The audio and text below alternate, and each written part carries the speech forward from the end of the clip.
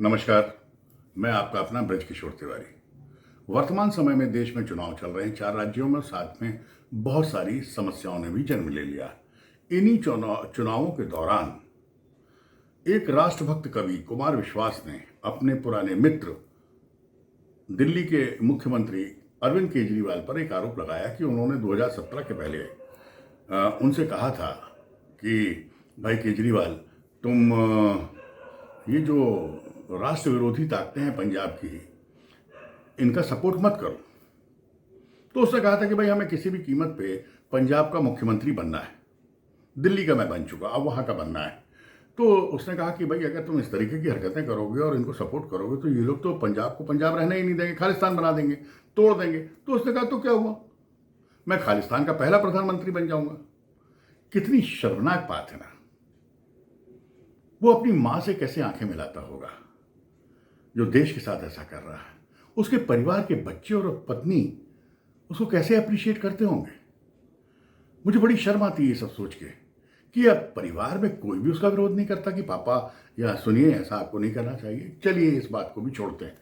कुमार विश्वास अगर कह रहे हैं तो हमें उनकी बात पर विश्वास करना होगा। अब यहां पर आकर आप पार्टी के प्रवक्ता राघव जी ने कहा कि भाई अगर आपको 2017 से मालूम था तो आपने पहले क्यों नहीं बोला। तो कुमार विश्वास ने आज अपने बयान में कहा कि मैंने 2017 में भी ये बात कही थी, पर किसी ने भी इसको गंभीरता से नहीं लिया। इस बार गंभीरता से लिया जा रहा है। आप सोचिए भला हमारी भारत माँ की तकदीर कैसी है। 500 साल इसको मुगलों ने लूटा, 200 साल अंग्रेजों ने लूटा और 75 साल से इसके खुद के बेटे इसको लूट रहे हैं। कितना दुर्भाग्य है भारत माँ का। आज देखिए साउथ में वो ओबीसी वो बर्बाद करने पे लगा हुआ है। आप देखिए एक छोटे से हिजाब को लेके उसने उसको नेशनल इशू बना दिया। और हमारे यहाँ की जो पत्रकार हैं वो भी इस बात को नहीं बोल रहे कि भाई ये हिजाब सिर्फ स्कूल और कॉलेज के मामले में था, इसको ऑल इंडिया बेसिस पे ले लिया। अब मैं इस तरफ अपना मुड़ के फिर कुमार विश्वास पे आता हूँ कि अगर कुमार विश्वास की जगह ये बात मैंने कही होती कि फला व्यक्ति देश तोड़ना चाहता है तो अभी तक राष्ट्रीय एजेंसियों ने क्या किया होता, मुझे और मेरी 4 पीढ़ियों को गिरफ्तार कर लिया होता, मेरा पूरा इतिहास निकाल लिया होता और केजरीवाल को भी बुला लिया होता और अभी तक इन्वेस्टिगेशन चरम पे होता, गिरफ्तारियां चल रही होती। पर इतने बड़े बयान पे सेंट्रल एजेंसियां, राज्य की जो एजेंसियां हैं और जो हमारे बड़े बड़े नेता हैं वो सब खामोश हैं और इसको एक चुनावी स्टंट मान रहे हैं। क्या हम भी इसको चुनावी स्टंट मान लें? तो इसका मतलब हुआ कि हम अपनी माँ की मजाक सिर्फ अपने स्वार्थ के लिए उड़ाते हैं। और अगर ये गंभीर मुद्दा है तो तत्काल इस बात की जो अमित से कुमार विश्वास ने कहा है लिखित लिया जाए, उस पर एफआईआर की जाए और एनआईए को संज्ञान लेके केजरीवाल से पूछताछ शुरू कर देना चाहिए। आखिर किस बात का इंतजार हम लोग करते हैं। यहाँ मेरे कुछ मित्र कहते हैं कि बीके तुम बहुत ज़्यादा उतावले हो जाते हो, मोदी जी बहुत सोच समझ के काम करते हैं। इसमें कोई दो राय नहीं। कई उनके स्टेप मैंने देखे, जैसे महाराष्ट्र में कुछ करप्शन की बातें चल रही हैं, पर वो बहुत ध्यान से और बहुत गंभीरता से और सारा डाटा कलेक्शन करने के बाद ही पकड़ते हैं, मैं मानता हूँ। पर कभी कभी तो ऐसा होता है जहाँ राष्ट्रहित की बात आती है कि एजेंसियों को तत्काल आदेश देना चाहिए।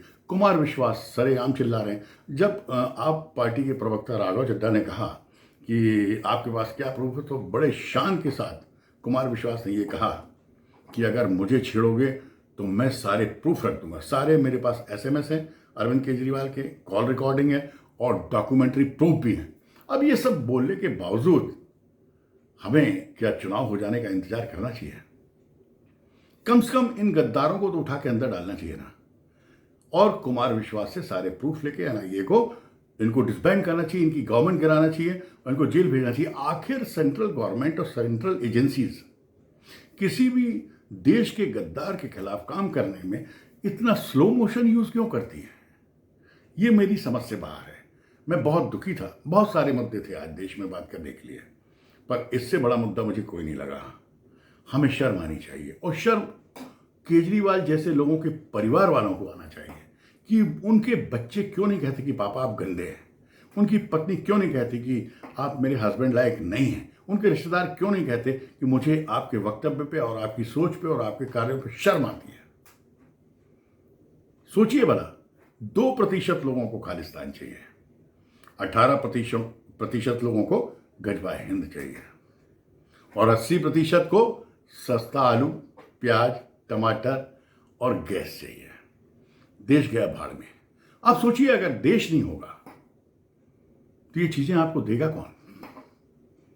अरे अपना नसीब सराहिए कि नरेंद्र मोदी जैसा एक व्यक्ति इस राष्ट्र को प्रभु ने दे दिया, जो सारे गंदे लोगों के कच्चे चिट्ठे खोल के आपके सामने रख रहा है।